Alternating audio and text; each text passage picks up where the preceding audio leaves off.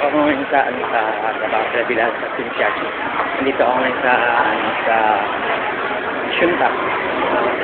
Dito ako dumadaan araw-araw kasi ganda ito kasi aircon. Nagsusugat yung labi ko ngayon eh. Kasi pa-winter na rito talagang kalamig na. Parang umaga sa dati kasi summer eh. Ngayon winter na siya kaya parang sulo na yung bago kaya nagsusugat yung labi.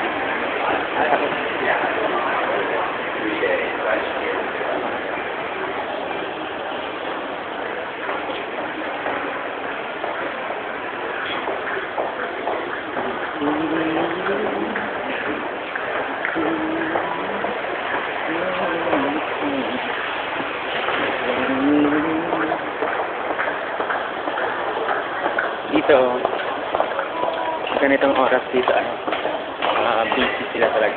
Daming lalaka dito, dala sa mga salubong dito, mga businessmen, women, attorney. Okay talaga dito. Kaya siguro yung mayaman na. Kasi lahat ng tao dito masipag. Walang taman dito. Pagka-ganito nga talaga lahat. Ito sa mga pakiramdam mo, actually nga, sa mga pakiramdam ko ngayon. Kulang pa ako sa tulog, saka tatlong hinilot ko kagabi. Sakit sa kamay.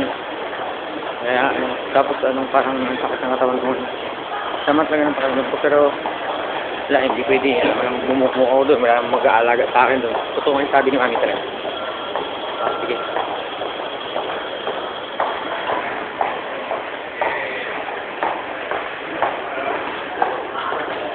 Alam niyo dito, ang maganda dito, ang mga jarlet sa atin, di ba binibili? Dito binibigay, ito araw-araw. Araw-araw kumukuha ako nito, jarlet.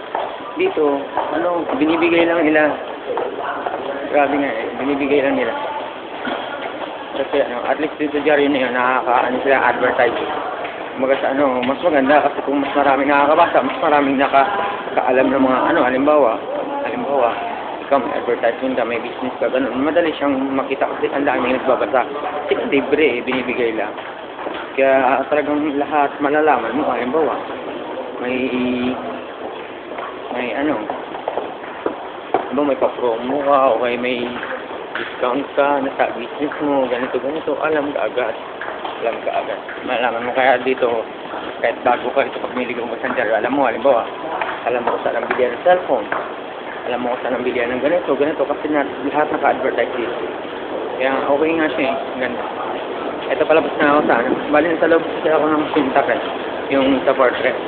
Ito palabas na ako ngayon.